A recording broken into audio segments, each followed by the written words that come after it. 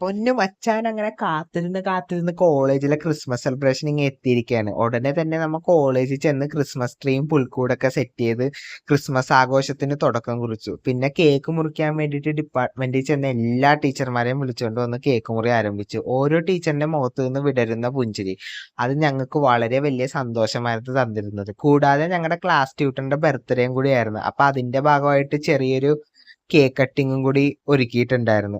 ടീച്ചറിന്റെ മുഖത്തുണ്ടായ excitement happiness അത് വളരെ അടിപൊളിയായിരുന്നു കേട്ടോ. പിന്നെ താഴത്ത് ഡിപ്പാർട്ട്മെന്റിന്റെ ഭാഗമായിട്ട് ഓരോ പ്രോഗ്രാംസ് ഉണ്ടായിരുന്നു. ആദ്യം തന്നെ സാന്താക്ലോസ് വന്ന് സ്റ്റേജിൽ കയറി ഓരോ പ്രകടനങ്ങൾ കാഴ്ചവെച്ചു. പിന്നെ ഓരോരോ സ്റ്റുഡൻസ് സ്റ്റേജിൽ കയറി ഡാൻസ് കളിച്ചു. അവസാനം ബികോമായിരുന്നു കേട്ടോ ഡാൻസ് കളിക്കാൻ കയറിയത്. ബികോമിന്നായിരുന്നു ഏറ്റവും കൂടുതൽ പിള്ളേർ സ്റ്റേജിൽ കയറിയത്.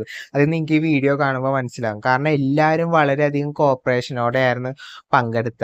എനിക്ക് പക്ഷെ ഒരു കാര്യം മനസ്സിലായത്, മൊത്തത്തിൽ ഞങ്ങൾക്ക് ഹിസ്റ്ററി, എക്കണോമിക്സ്, ഇംഗ്ലീഷ്, ബികോം ഇങ്ങനെ 4 ഡിപ്പാർട്ട്മെന്റ് ഉണ്ടെങ്കിൽ അങ്ങനെ ഒരു വേർതിരിവില്ലാതെ എല്ലാവരും ഒരു ഒറ്റ കൂട്ടായ്മയോടെയാണ് സ്റ്റേജിൽ കയറി ഓരോ ഡാൻസും കാഴ്ചവെച്ചത്. അവസാനമായിട്ട് ഞങ്ങളുടെ സീനിയേഴ്സിന്റെ ഭാഗത്തുനിന്ന് ഒരു പാട്ടോടെ പരിപാടി അവസാനിച്ചു. പിന്നെ എല്ലാവരും കാത്തിരുന്ന പോലെ പുറത്ത് DJ മേളം ഉണ്ടായിരുന്നു കേട്ടോ. അവസാനം നമ്മ സ്റ്റേജിൽ കയറി 2-3 സ്റ്റെപ്പൊക്കെ ഇട്ട്, വേണമെങ്കിൽ ടഫ് സ്റ്റെപ്സ് എന്നൊക്കെ വിളിക്കാം. അപ്പൊ അത്രേ ഉള്ളൂ. പുതിയ വീഡിയോ കാണുന്നവരെ